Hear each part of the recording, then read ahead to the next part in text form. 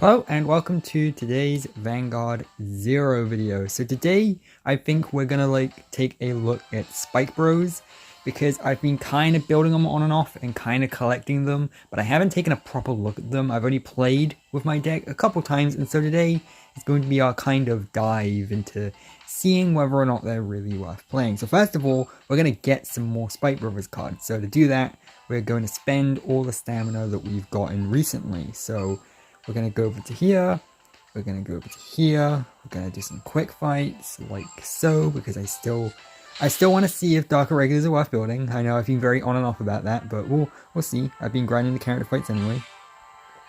Like so. Oh cool, I think that's gotten me my new perfect guard, nice. That's good. Oh, at least my new Sentinel medal that I can use to spend on a perfect guard. And then I think I'm going to do the normal fights now, just to spend the rest of that stamina so that it can regenerate back again, like so. And the main reason we're doing this is just to get a few more Kyo tickets, but also any crafting materials we get alongside that is definitely worth having. So, now that we've got that, yes, we've hit our 500,000 VP, that's good. That was a goal I was definitely setting myself, and we managed to do that pretty quickly. So let's go to the clan event now, and let's do some quick fights there. So we've got 46 tickets, that's pretty good. So we're going to go hard, quick fight, max, that's going to get us 5. Hopefully that'll be enough for a little bit, like a few packs, we'll see. Let's see, 109 tickets. Okay, that's not too bad then. I was kind of hoping enough for 3 packs, but only 2. Okay, that's fine. Let's open 2 packs then. Because why not? And see if we get anything. I don't think we will, just because this is only 2 packs, but I guess we'll find out. Yep, doesn't seem like it. Oh well. Still worth opening the packs anyway, because this is our way of getting crafting materials, and we definitely want crafting materials. Although it doesn't seem like we got too many. Okay, those are the worst packs in the world. That's fine, no. Okay, so now I'm gonna show off my Spike Brothers deck, and we'll do some quick card fights just to kind of show it off and kind of wrap my head around it. So we got some more ties. In fact, that might be. Is that enough to get one more pack? No, still 4 off. Okay. I know I do still have some tickets left, but I preferably want to be using those for the hard quick fights. Actually no, sure, why not? Let's spend what we have anyway and just see if we can get that extra pack. So we have 6. So yeah, we can do 1 easy fight, sure. Will we get anything worthwhile from this? Probably not, but if we get enough for a pack, then that would be quite fun, huh? Oh, we might. Okay, let's open this. This will be the pack that has the triple rare in now. If this was like an anime or whatever, that's how it would shake out, is this will be the pack that finally gives me the cards I want. Let's see. Let's find out. Doesn't seem like it. Yep, nothing. Yep, and that's why real life is not an anime. Oh, well, at least got some more crafting materials. So now let's take a look at my Spike Brothers deck, and then we'll get some card fights in and see how they work, really. Okay, so deck building. Wait for this to load. Giga chance, because if there's any clan that's made up of chance, then it definitely is Spike Brothers. So let's see how many crafting materials we have. Let's go over to one of the cards we actually need. We actually need another Seafried. And we're still quite a long way away from being able to craft one, which sucks. So that's not great. We did pull another Juggernaut that we haven't put in our deck yet, so we'll definitely have to do that. So what do we... I mean, I guess we're going to take out the Cray Elemental, right? Like, that seems pretty obvious. And then we'll switch our triggers around. So this will be heals now. And then I guess we'll put that to draws. And you know what, I don't really like stands all that much. They're just not really for me, so I'll either change those to draws or crits. I think crits is fine.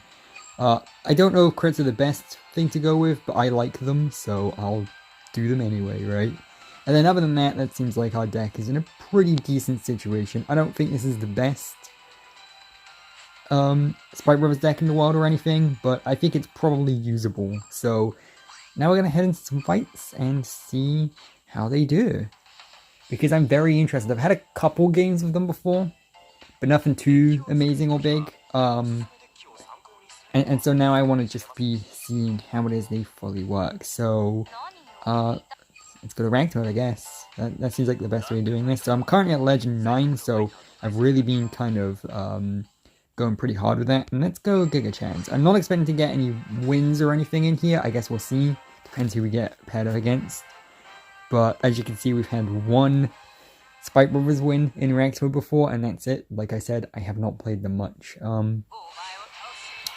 But yeah, so basically the whole deal with Spike Brothers is, oh, this person might be VP farming. That's fine. We can still show off our cards against the VP farmer anyway.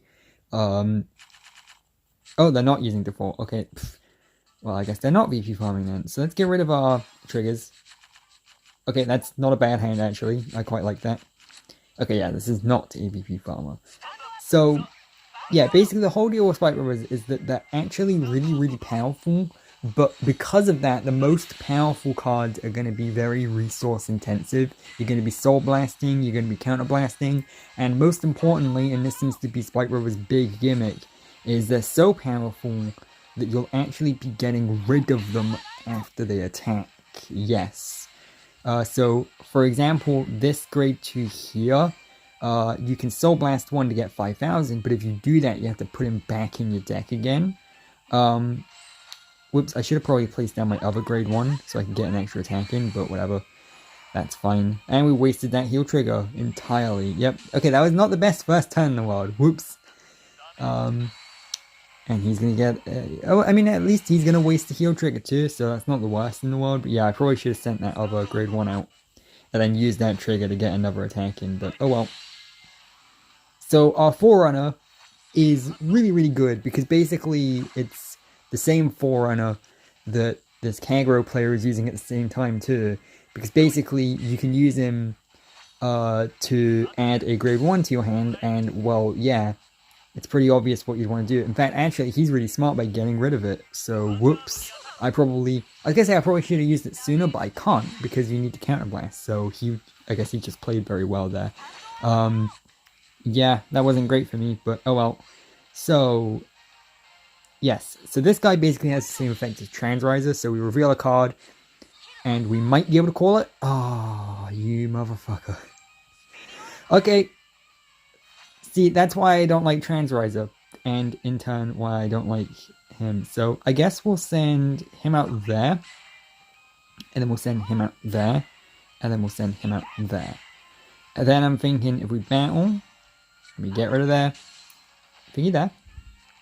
So now what I'm thinking is, I don't want to actually use that Soul Blast, so instead I'm just going to attack with this, and I'll attack with the Vanguard. So no, I'm not going to use its ability yet, because I only have one thing on my soul anyway, and this way I can still get that second attack in. So we're not doing too bad, and in fact we actually get our crit, so that's actually pretty good. That's put us in a pretty advantageous situation, and you're starting to see how Spike Brothers works here.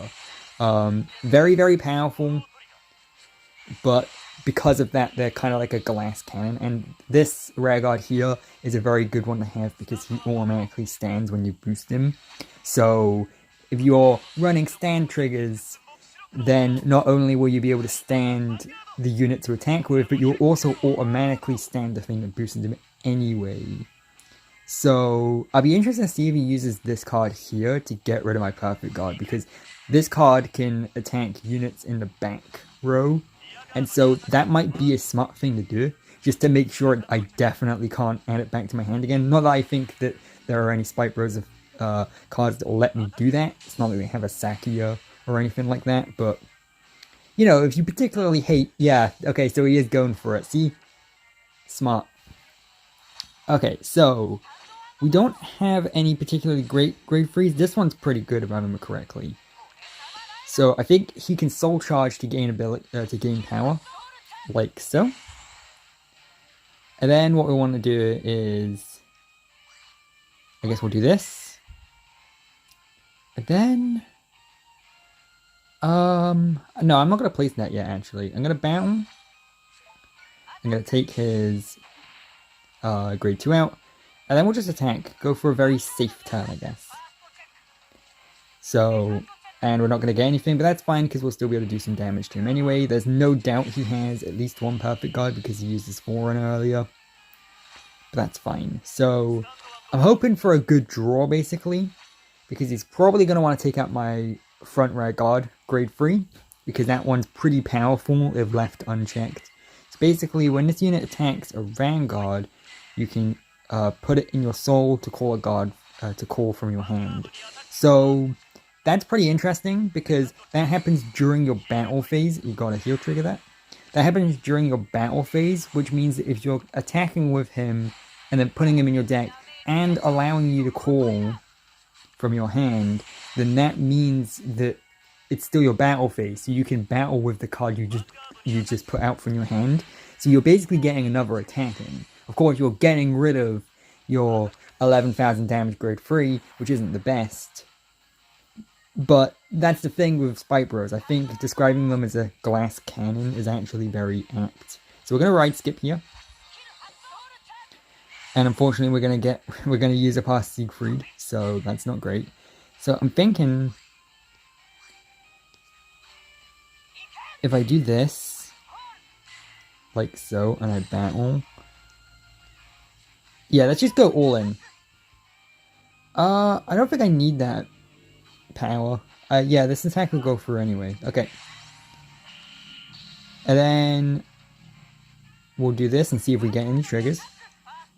He's gonna block the attack anyway, so we're just gonna focus on doing that.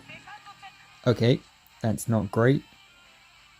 So yeah, he's gonna block that, that makes sense.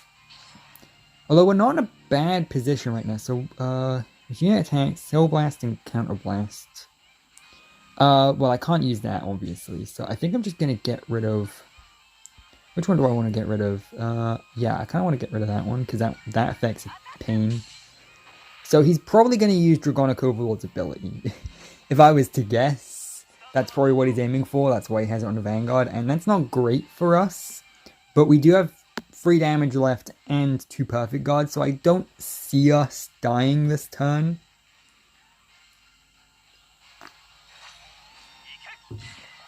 But I guess we'll see.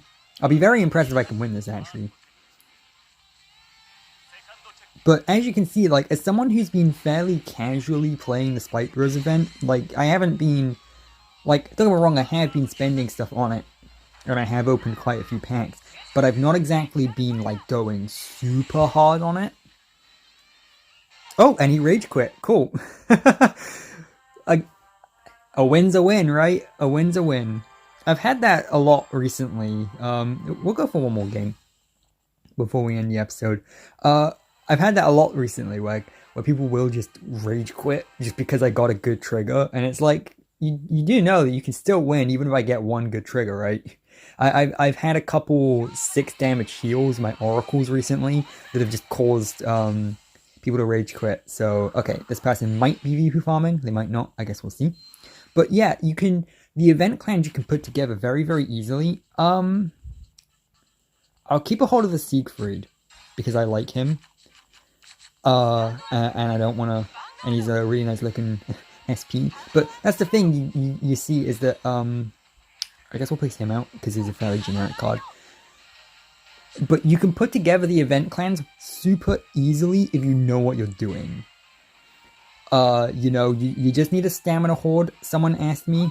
after I put up my most recent video, how do you stamina horde? Basically, your daily missions, right?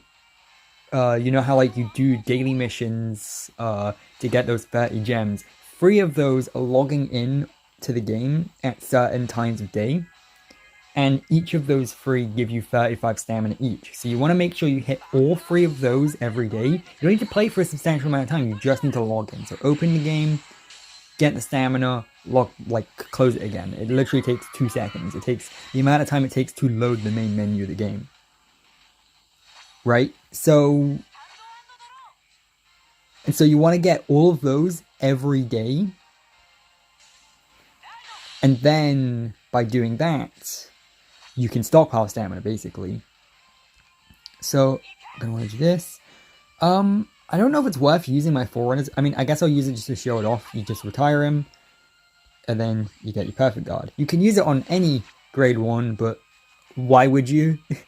You may as well just use it on your Perfect Guard, and in fact, because this is a VP farm up, we may as well just send the Perfect Guard out. That's not something I'd usually do, but... nope, don't need to use this ability.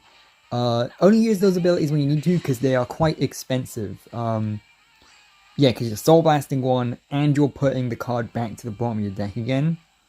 See, it can kind of be beneficial a little bit to Soul Blast, draw a card.